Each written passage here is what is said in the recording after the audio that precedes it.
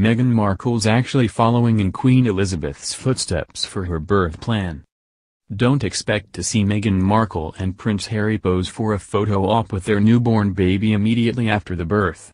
Buckingham Palace revealed today the Duke and Duchess of Sussex will welcome their first child, due any day now, privately.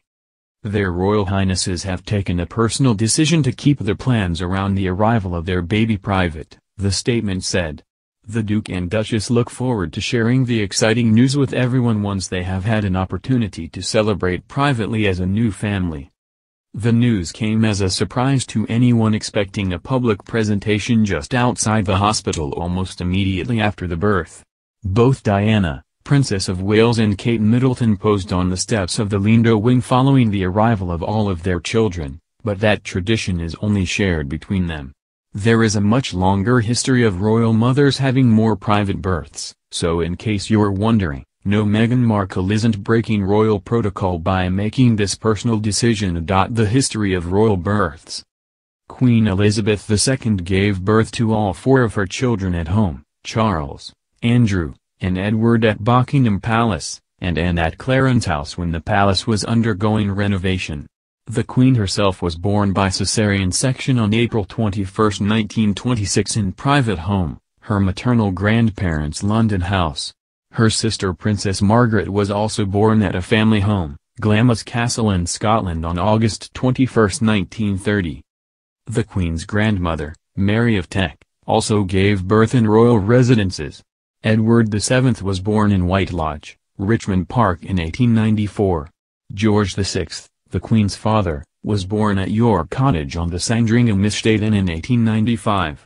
Going back even farther into the 19th century when home births were the norm, Queen Victoria had all 9 of her children either in Buckingham Palace or Windsor Castle.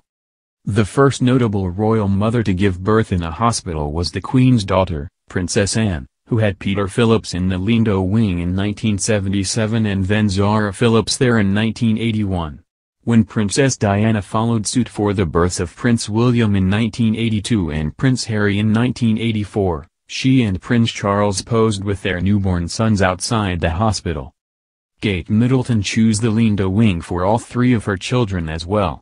She also suffered from a complication known as hyperemesis gravidarum during all the pregnancies that may have necessitated additional care.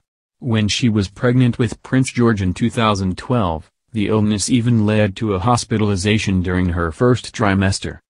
Why Meghan chose a private birth? Even though Meghan's pregnancy is technically geriatric due to her age, the 37-year-old is reportedly in great health and hopes to have a home birth at Frogmore Cottage, according to some royal reporters. Katie Nicholl of Vanity Fair first reported the rumor in November, and Rebecca English of the Daily Mail came to a similar conclusion in yesterday's paper. That's right. As 7th in line, baby will likely never get close to the throne, and may not even receive a His or Her Royal Highness title due to these circumstances. Here's the full explanation on that. Since Prince William and Kate Middleton are expected to become the future king and queen, their children will play a much more public-facing role in the monarchy, a fact that's influenced George, Charlotte, and Louis's lives from the day they were born. The Sussex's child could have a much privater future though. Just think about how much you hear of Prince Andrew, Princess Anne, or Prince Edward and their children compared to Prince Charles, Prince William, and Prince Harry. Case in point, Princess Anne's daughter Zara Tindall skipped public photo ops for the births of her children, Mia and Lena. Many commentators and fans are applauding how Meghan and Harry are choosing what's right for their family, calling out how it's unreasonable to expect someone to pose in high heels and a blow-dry when you're walking like a cowboy. What to expect with Meghan's birth? As a royal, Meghan will of course have access to excellent medical care wherever she decides to give birth. Frimley Park Hospital, where Prince Edward's wife, Sophie, Countess of Wessex gave birth, is also located only 15 miles away, if a complication were to arise.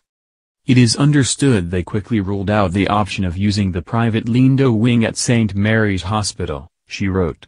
It is thought Harry and Meghan decided against it because it felt too much like a goldfish bowl.